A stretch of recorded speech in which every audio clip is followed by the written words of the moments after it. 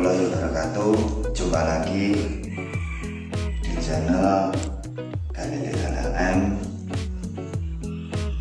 Semoga dengan sedikit wawasan ini bisa menambah masukan sharing kepada sesama pecinta dosa ngaji khususnya. Pada kesempatan ini saya ingin mengulas tentang koleksi saya pedang dari luar Jawa ataupun luar Indonesia. Jadi pedang ini saya dapat, ini ya pedangnya. Pedang ini saya dapat dari seorang nelayan di Tuban. Jadi pedang ini saya dapat dari nelayan di Tuban. Kenapa saya bilang kalau pedang ini adalah pedang yang di luar Jawa? Pertama bisa kita lihat dari size-nya. Lebih jelasnya kita lepas dulu ya. Ini saya buat hiasan dinding. Bisa buat hiasan dinding.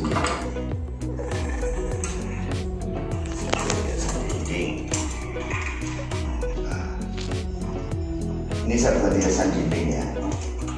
Jadi ini saya buat hiasan dinding ya. Selesai ya.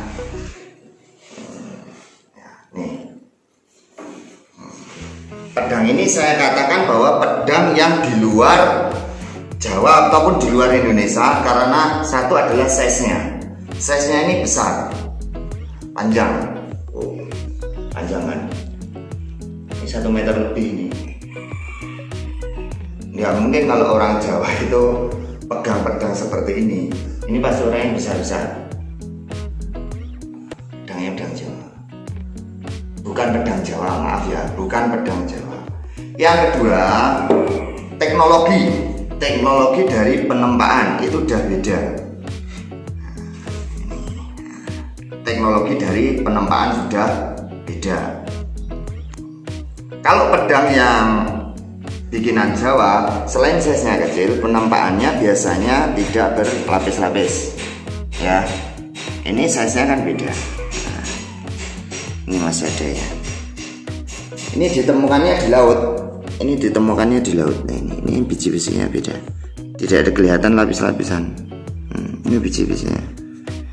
Ini ditemukannya di laut, ya. Di laut Tuban sana. Ini seperti besi yang tidak matang, padahal ini kerosi, benar-benar kerosi. Ya. Dari atas kelihatannya. Ini kerosi yang benar-benar kerosi karena air laut. Kerosnya benar-benar karena air laut. Nah, ini juga biji-besi ini. Ini biji-besi ini. Dan biji-besi ini. Di dalam ada biji-besinya ya. Nih. Kerosi benar-benar dari air laut. Ini kayunya masih original ya. Kayunya masih original.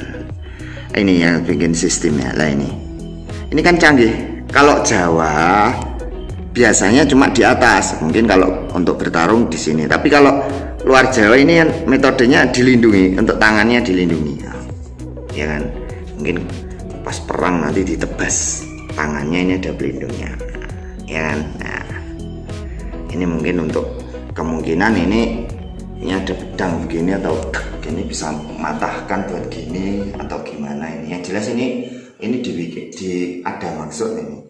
Karena kan kalau perang gini ya, ini mau ke sini di sini. Nah, ini mungkin buat gini atau ngongkek, buat ngongkek. Nah. Kerosi yang benar itu enggak di sesen-sesen yang saya belakang kan saya pernah bilang kalau kerosi yang benar itu enggak nyeplok-nyeplok. Makanya saya tunjukkan ini kerosinya itu sedikit demi sedikit. Ini aus karena benar-benar karena lamanya, benar-benar karena usia. Kenapa kok masih utuh? Bisa dikatakan utuh ya, walaupun kerosi. Kayunya masih original, besinya masih ada nih. Nah. Ini sengaja jarang saya bersihkan biar kelihatan. Biasanya saya kasih minyak, mungkin minyak cendana atau apa. Ini enggak, ini memang original kayunya. Ini bukan kayu jati ya, ini bukan kayu jati ini. Kerosinya ini direndam air laut. Kenapa kok direndam air laut masih utuh, bisa dikatakan utuh ya? Kenapa? Satu, karena kalau kayunya kemungkinan karena direndam oleh air laut dia jadi lebih awet. Kalau ini direndam, umpama ini tertimbun tanah ataupun tertanam di tanah, bisa dipastikan ini udah habis dimakan oleh alam,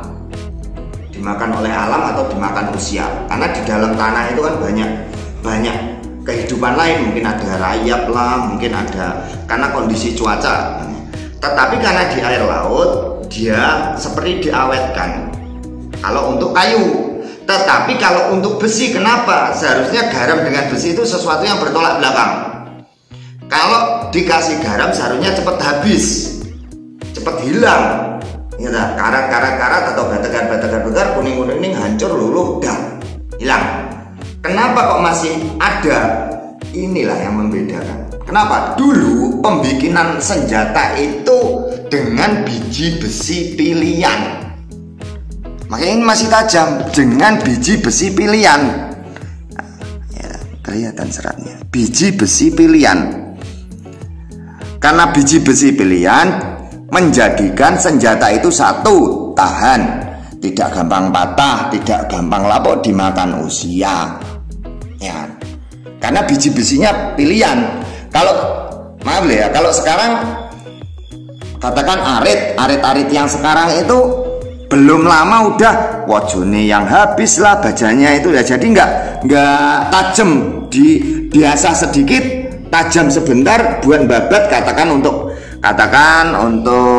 ngarit ya, untuk ngarit sedikit dah ngasah lagi. Kenapa? Bajanya sedikit, biji besinya yang penting besi. Nggak benar-benar dipilih. Kalau ini benar-benar dipilih, makanya di air laut pun dapat bertahan lama. Ini mungkin 20 tahun ataupun ratusan tahun ini. Nah, ya kan? Kalau orang mungkin ini Eropa, mungkin bisa saja ini Eropa, ya kan? Bisa saja ini tentara Mongol, bisa saja. Karena kalau tidak mempunyai wawasan untuk di situ, jadi saya nggak berani ini Mongol ini Eropa. Saya cuma dari ciri khasnya yang jelas ini bisa dipastikan ini bukan senjata orang Jawa ataupun orang Indonesia. Jadi biasanya orang parangnya sekian. Kalau nggak begitu, biasanya kalau orang Jawa itu nggak lebar segini, mungkin separuhnya panjang sekian gitu. Ini ada 1 meter lebih ini. 1 meter lebih. Kalau pedang Arab ya nggak mungkin ini. Ini kalau pedang Arab juga nggak mungkin. Ya. Makanya saya ulas agar menambah wawasan. Dulu barang-barang orang-orang dulu juga memilih biji besi yang pilihan ketika membuat suatu benda, khususnya mungkin senjata, mungkin cangkul ya. Jadi kayu pun dulu kalau kayu pilihan. Kalau sekarang mau bikin rumah itu nggak pilihan, asal kayu. Dulu kayu akasia atau sengon itu nggak ada yang mau. Mungkin semua jati karena masih bisa. Kalau nggak jati mungkin nangka itu. Kalau nggak jati nangka. Kalau sekarang asal kayu pokoknya jadi. Nah itu asal kayu pokoknya jadi. Mau akasia, padahal akasia itu kalau untuk nonol kan tahan, tapi kalau untuk air dia nggak tahan kan gitu. Ada ciri khas, ada cirinya. Kalau jati, kalau bener jati yang tua bener itu mau hujan, mau panas, mau nonol, mau rayap nggak mau bener. Dan itu ringan, jati itu ringan. Kalau yang sepuh bener. Makanya kalau dari segi biji besi dulu dengan sekarang diibaratkan sama kayu aja sekarang nggak bisa milih. Kalau dulu sangat milih, dan orangnya kalau nggak bagus nggak mau. Kenapa? Lebih baik lama membikin tetapi lebih lamanya memakai. Kalau sekarang yang penting jadi. Kalau orang Jawa bilang kurdi, syukur dadi. Ya ini jadinya belum bikin rumah, belum selesai capeknya rumahnya udah rusak. Ini gitu. ini namanya 2 kali kerja. Ini yang untuk ini membuktikan bahwa teknologi untuk pemilihan logam tuh nggak hanya ada di Jawa, tapi di luar Jawa. Ya, ini original dari petani di Tuban, nelayan di Tuban, dapatnya dari pinggir laut. Jadinya kelihatan ini akhirnya berpindah tangan ke saya. Gitu ya, panjang kan? Namanya saya bilang panjang. Benar-benar pedang. Kalau begini kan orang terlalu panjang. Mungkin tentara Romawi bisa juga. Saya lihat ini size-nya. Dan ini kanan kiri. Sangat jarang kalau orang Jawa pedangnya kanan kiri. Biasanya umumnya dia punya tajam cuma di satu sisi, mungkin di depan, belakang enggak. Kalau ini kan depan belakang, jelas ya. Mungkin depan belakang. Kayak katana itu kan ya depan satu sisi toh. Katana itu kalau yang ini yang panjang itu biasanya satu sisi toh. Katana pedang Jepang ya. Jadi yang saya ingin kita ulas adalah pemilihan biji besi tidak hanya pada orang Jawa, ada besi Damaskus, ada pemilihan besi. Ini kalau besinya ini pasti sudah hancur ya. Demikian yang bisa saya ulas tentang tosan aji atau senjata dari luar Jawa yang benar-benar original. Perlu kita ketahui original dalam artian yang benar ya, bukan original menurut kita.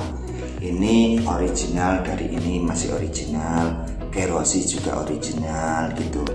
Ada sekarang itu kan katga itu sekarang bermunculan, hati-hati. Memilih barang untuk koleksi hati-hati, bukan berarti harus sepuh semua. Tetapi kalau yang muda kita bilang muda, kalau yang sepuh kita bilang sepuh. Agar kenapa? Wawasan kita tidak mengsling. Ya, demikian semoga bermanfaat untuk semua. Salam Rahayu.